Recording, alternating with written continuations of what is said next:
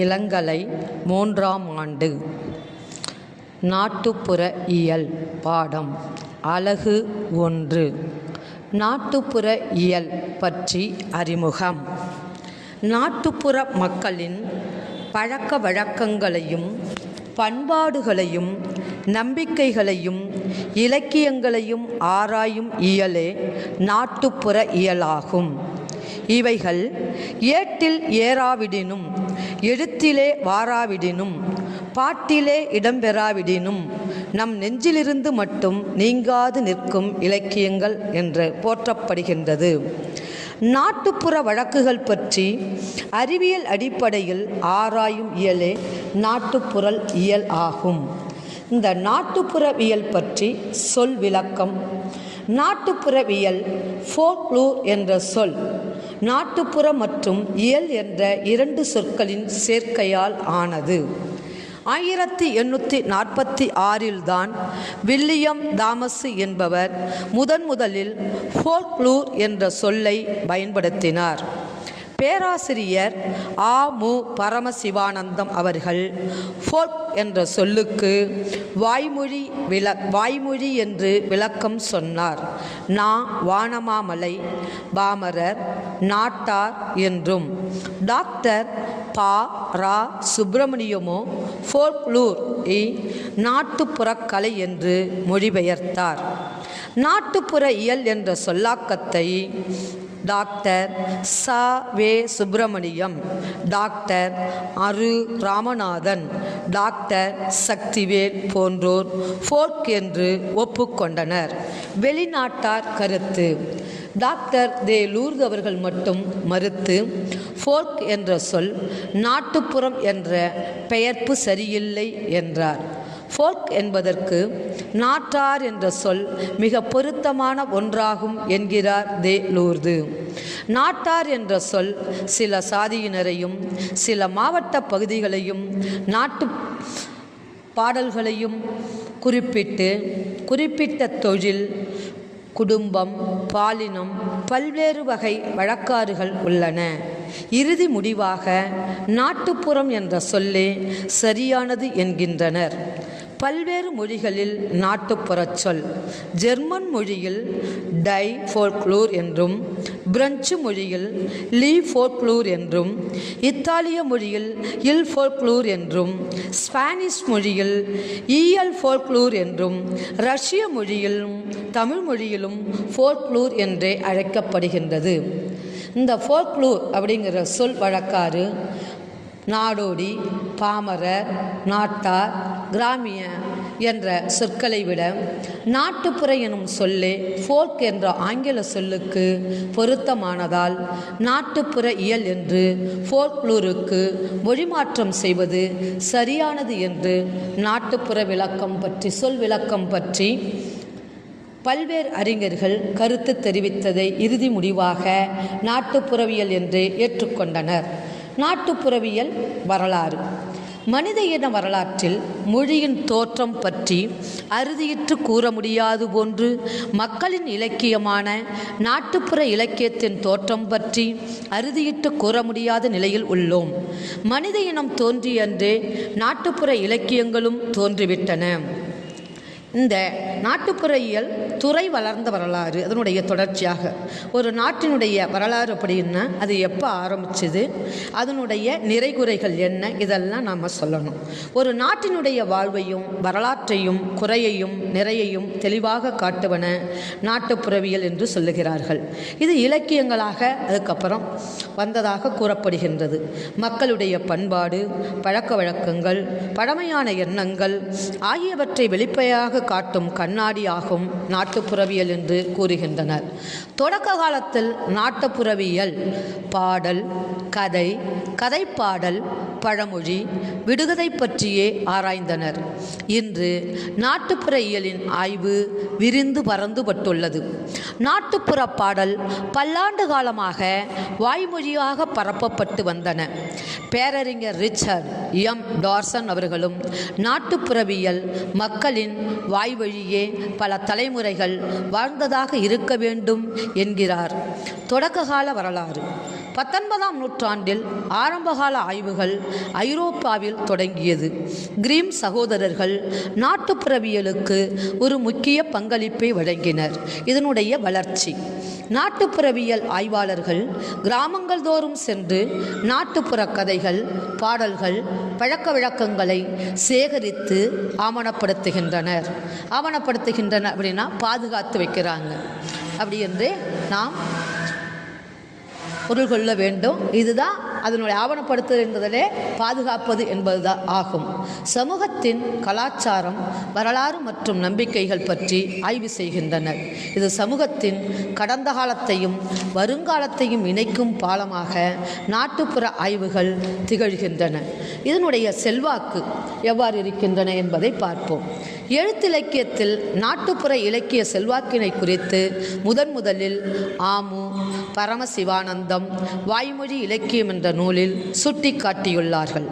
Doctor சு சண்முக சுந்தரம் நாட்டுப்புற இலக்கியத்தின் செல்வாக்கு என்று தனி நூலை எழுதியுள்ளார்கள். சங்ககாலம் முதல் தற்காலம் வரை தொகுத்தும் வகுத்தும் கால நிரல்பட ஆய்ந்தும் எழுதியுள்ளார்கள். எதனை எழுதியுள்ளார்கள்? நாட்டுப்புற இலக்கிய செல்வாக்கு குறித்து.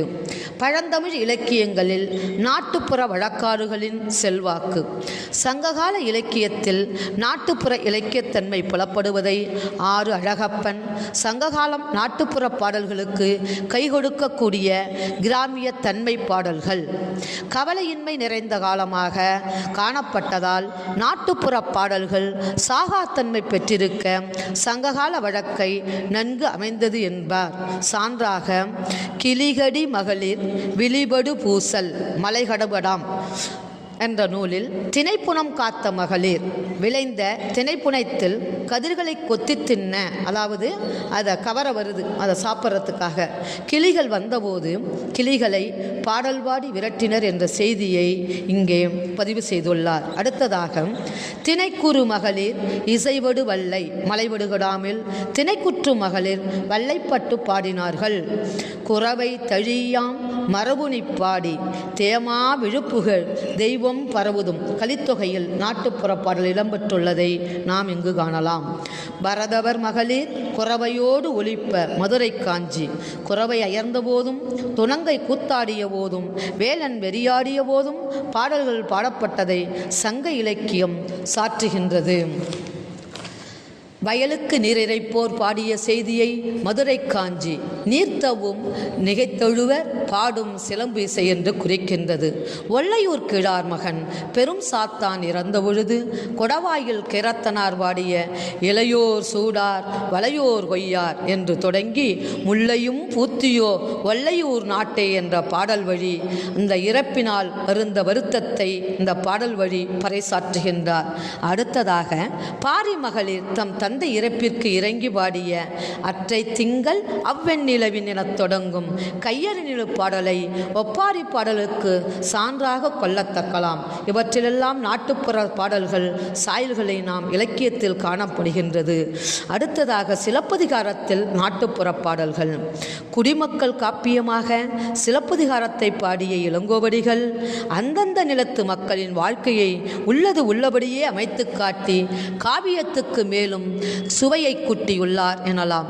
காணல் வரி தொடங்கி வல்லைப்பாட்டு முடிய நாட்டுப்புற பாட்டு போன்ற வரிப்பாடல்கள் இளங்கோவடிகள் காலத்துக்கு முன்னும் அவர் காலத்து தமிழக நாட்டு மக்களிடம் வழங்கி வந்தன எனலாம். நாடோடி பாடல்களின் உருவத்தை இலக்கியம் படைத்த புலவர்களும் எடுத்து ஆண்டார்கள் என்பதற்கு எடுத்துக்காட்டாக இளங்கோவடிகள் பாடிய வரிப்பாடல்கள் என்று கீவா ஜெகநாதன் கூறும் கூற்று சிந்திக்கத்தக்கதாகும். கோவலின் வெட்டுண்டு உடல் கண்டு கண்ணகி கதரும் பகுதி ஒப்பாறு பாடலுக்கு சான்றாக கூறப்படுகின்றது. எண்ணுரு துயர் கண்டும் இடமுறும் இவள் எண்ணீர் பொன்னுரு நெருமேனி பொடியாடி கிடப்பதோ மண்ணுரு துயர் செய்த மறைவினை அறியாதற்கு எண்ணுரு வினை காணா இதுவென உரையாரோ என்ற பாடல் ஒப்பாரி பாடலாக ஒலிக்கிறது. சிலம்பின் வாழ்த்துக்காதலில் அம்மானை வரி, கந்துக வரி, ஊசல் வரி, வல்லைப்பாட்டு ஆகிய நாட்டுப்புற நாட்டுப்புற பாடல்கள் இடம்பெற்றுள்ளன. அம்மானை காய்களை மேலே எறிந்து மகளிர் இருவர் பாடும் பாங்கில் அப்பாடல்கள் அமைந்துள்ளன.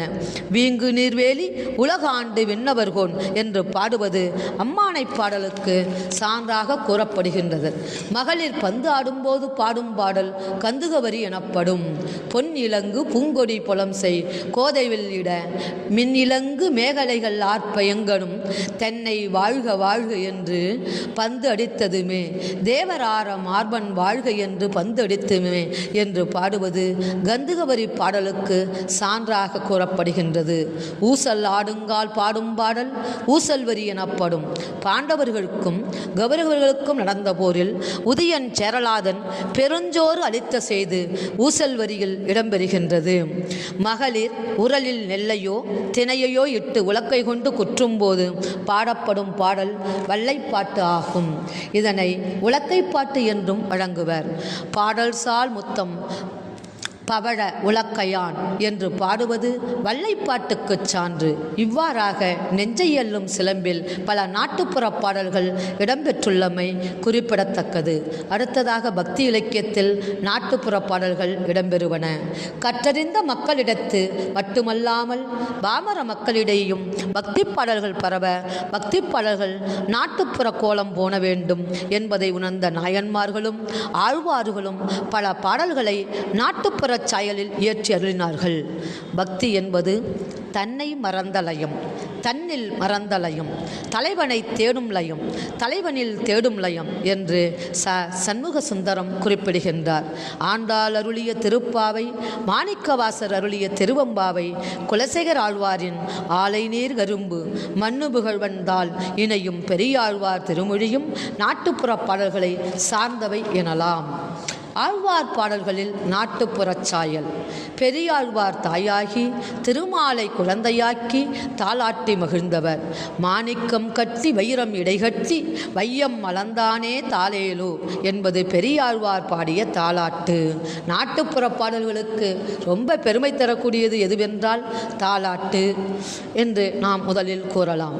குலசேகர ஆழ்வார் ராமாவதாரத்தை உள்ளும் புறமும் உணர்ந்து உருகியவர்.